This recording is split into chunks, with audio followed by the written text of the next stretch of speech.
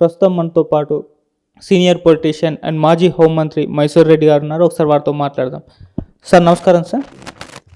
Sir మన ఆళ్ళ రామకృష్ణారెడ్డి గారు మరి రీసెంట్గానే వైసీపీ పార్టీ నుండి రిజైన్ చేసి కాంగ్రెస్ పార్టీలో జాయిన్ అయ్యి షర్మిల గారు చెంతనైతే చేరారు. మళ్ళీ ఇప్పుడు సడన్గా ఆయన వాళ్ళ జగన్మోహన్ రెడ్డి గారిని కలిసి మళ్ళీ వైసీపీ పార్టీలో చేరడం జరిగింది. అసలు ఏం జరిగింది? ఎందుకు వైసీపీ పార్టీని అప్పుడు వీడారు? మళ్ళీ షర్మిల గారితో మరి వర్కౌట్ అవ్వలేదా? మళ్ళీ ఇక్కడ వైసీపీలో జాయిన్ అయ్యారు. ఎందుకు సార్, ఏమైంది? అంటే అప్పుడు టికెట్ లేదు అని చెప్పారు.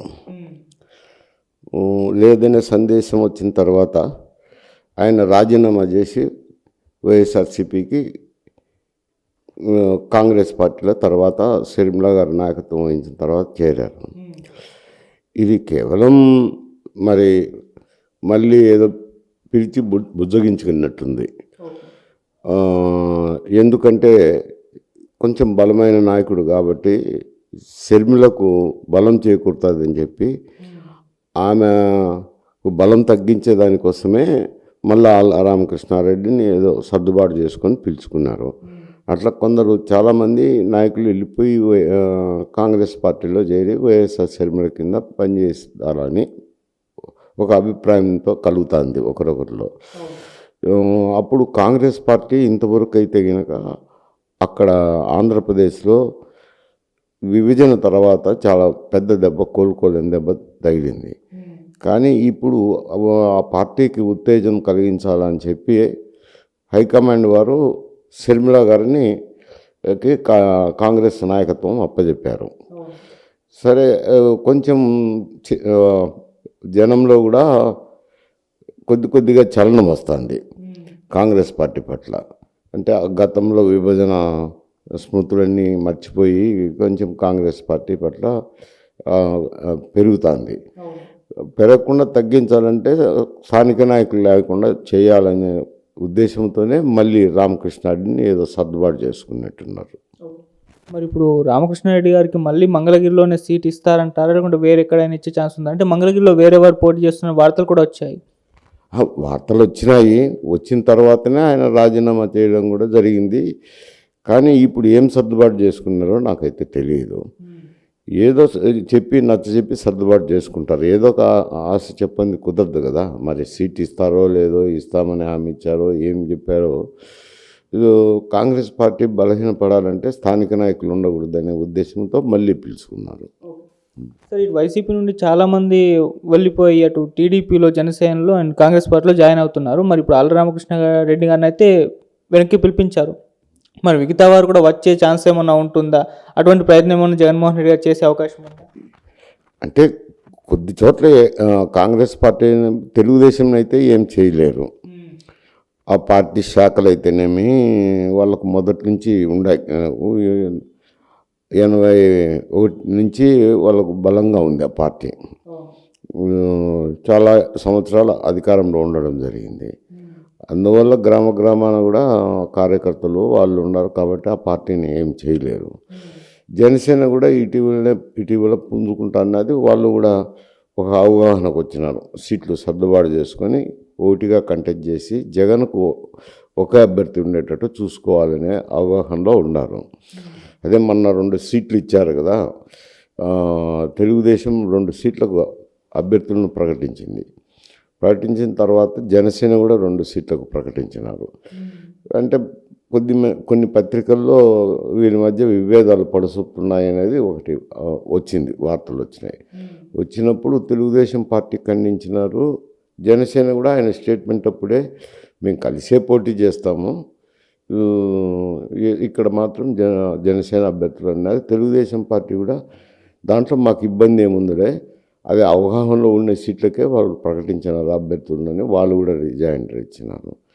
తర్వాత సమస్య పని చేసుకుంటున్నారు. మరి అందువల్లనే కొందరిని ఏదన్నా వైఎస్ఆర్సీపీ నుంచి నాయకులు పోయిన వాళ్ళను ఇప్పుడు బుజ్జగించవచ్చు.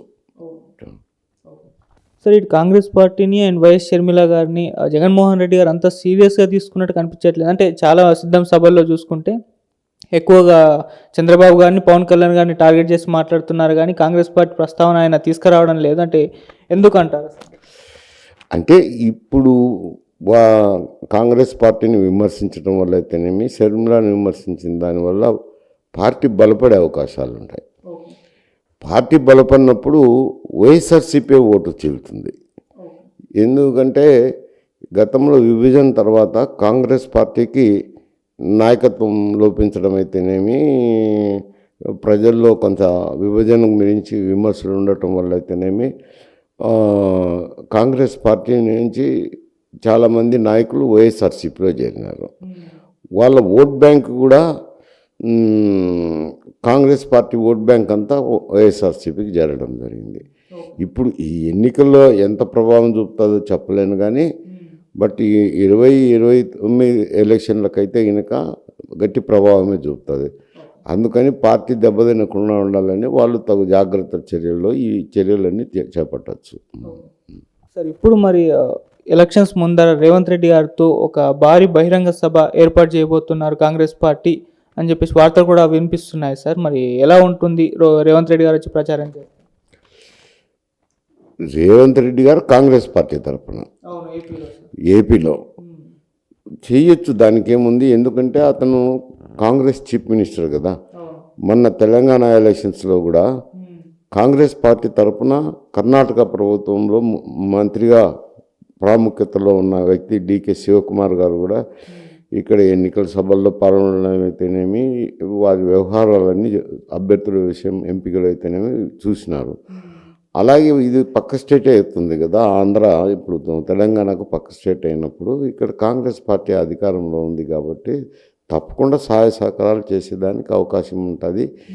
ఎంత మేరకు ఈ ఎన్నికల్లో చూపుతారనేది ఇప్పుడే చెప్పలేము. సార్, ఇప్పుడైతే కాంగ్రెస్ పార్టీ అంత ప్రభావం అయితే చూపించలేదు కదా, అంటే ఎలక్షన్స్ అధికారంలోకి వచ్చేంత ప్రభావం అయితే చూపించలేదు.